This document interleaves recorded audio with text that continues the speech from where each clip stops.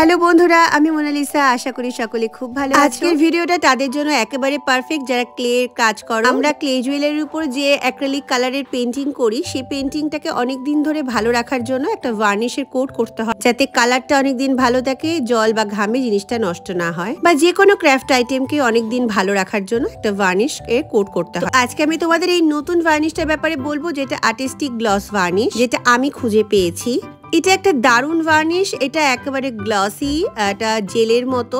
তো এটা দিয়ে তুমি যদি ভার্নিশ করো তো কোনো রকমভাবেই জিনিসটা ক্র্যাক আসছে না, কারণ আমাদের অনেক আর্টিস্টরাই কিন্তু আমরা বেসিক্যালি যারা ক্লের কাজ করি ডেকর ভার্নিশটাই ব্যবহার করি। তো এই ভার্নিশটা ব্যবহার করার সময় ভালো করে শেক করে ঝাঁকিয়ে না নিলে অনেক ক্ষেত্রে কি হয় যে ভার্নিশটা শুকানোর পরেই বেশি মোটা হয়ে গেলেও সেখানে ক্র্যাক চলে আসে।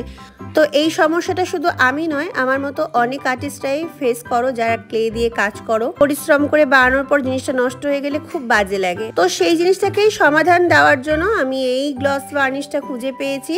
তো এটা হচ্ছে আর্টিস্টিক ভার্নিশ। এটার দাম হচ্ছে 349 টাকা। অনলাইনে যদি কেনো তাহলে অনেকটা কম দামেও পেয়ে যেতে পারো।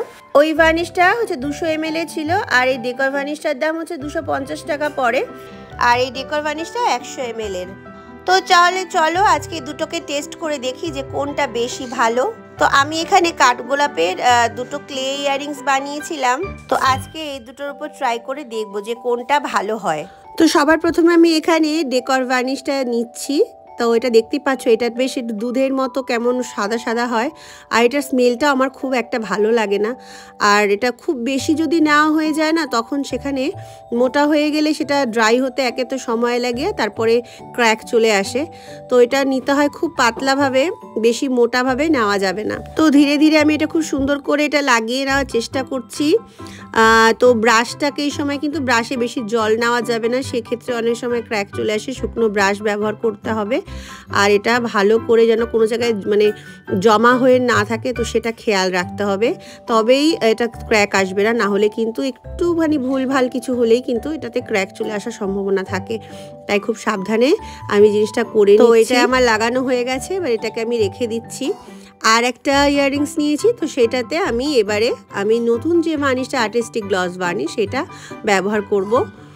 তো এবারে আমি এটা দিয়ে নিচ্ছি। এটা কিন্তু বেশ সুন্দর, দেখো একদম পুরো জলের মতো, কোনো কিন্তু রং নেই। এটা এমনিতেই খুব তাড়াতাড়ি ড্রাই হয়ে যায়। আমি এর আগে একটা জুয়েলারিতেও লাগিয়ে দেখেছি যে খুব সুন্দর, মানে বেশিক্ষণ সময় নেয়নি একেবারে ড্রাই হতে, খুব তাড়াতাড়ি ড্রাই হয়ে যায়। আর এটা সত্যি এত ভালো, এটা কিন্তু কোনো রকমভাবে ক্র্যাকই আসে না।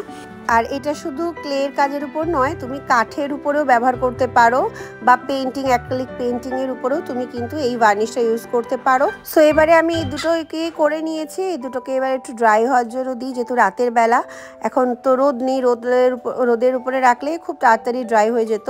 তাই আমি একটা ফ্যানের মাধ্যমে এটা হালকা ড্রাই করে নিচ্ছি। দেখো এটা কিন্তু অটোমেটিক্যালি ড্রাই হয়ে গেছে। হ্যাঁ, তো যেটা আমি পরে বললাম আর্টিস্টিক গ্লস ভার্নিশ, তো এটা কিন্তু অলরেডি ড্রাই হয়ে গেছে, কিন্তু ডেকর ভার্নিশটা এখনও সেভাবে ড্রাই হয়নি।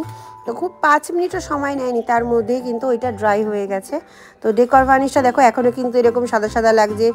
আর এটা ডেকর ভার্নিশটা অনেক সময় কালারটাও না চেঞ্জ হয়ে যায়, মানে ডেকর ভার্নিশটা একে তো একটু সাদা সাদা রঙের, তো যখন তুমি মানে অন্য আমরা অ্যাক্রিলিক কালারের উপরে দিই, তো সেক্ষেত্রে কিন্তু কালারটা একটুখানি কেমন যেন চেঞ্জ হয়ে যায়। তো আমি এটা ফ্যান দিয়ে এটা একটু ড্রাই করে নিচ্ছি তোমাদেরকে দেখানোর জন্য। তো বন্ধুরা দেখো আমার এটা কিন্তু ড্রাই হয়ে গেছে। তো এটা দেখো ড্রাই হওয়ার পরে এটাতে গ্লস আছে, কিন্তু এটা একটু ম্যাট ফিনিশ মতো লাগছে, মানে সেইভাবে যে গ্লসিনেসটা সেটা কিন্তু অতটা বোঝা যাচ্ছে না।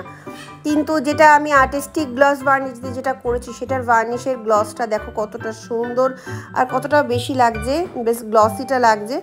তো আর ডেকর ভার্নিশটা গ্লস লাগছে, কিন্তু সামনে দেখো, সামনে যেটা রয়েছে ডেকর ভার্নিশের ওইটা, আর এটাতে কিন্তু গ্লসটা লাগছে, বাট অতটা নয়, মানে ম্যাট ফিনিশ আছে। তো দেখুন আমার কিন্তু বেস্ট বলে মনে হচ্ছে নতুন যে ভার্নিশটা আমি ব্যবহার করছি আর্টিস্টিক গ্লস ভার্নিশ, ওইটার থেকে এটার গ্লসিনেসটা অনেকটাই বেশি। তো তোমাদের কি মনে হলো সেটা আমাকে অবশ্যই কমেন্ট করে জানাবে। আমার কাছে তো এইটা পারফেক্ট বলে মনে হচ্ছে। তোমরাও কিন্তু এটা ব্যবহার করতে পারো, এটা খুবই সুন্দর। তো আজকের জন্য ভিডিওটা এইটুকুই ছিল। তোমাদের ভালো লাগলে আমাকে অবশ্যই কমেন্ট করে জানাবে। আর তোমরা কি মনে করছো কোনটা বেশি বেস্ট, তো সেটাও আমাকে অবশ্যই কমেন্টে জানিও। তো আজকের জন্য এটুকুই। ভালো থেকো, খুব তাড়াতাড়ি দেখা হচ্ছে নতুন একটা ভিডিও নিয়ে। ততক্ষণের জন্য টেক কেয়ার, বাই বাই।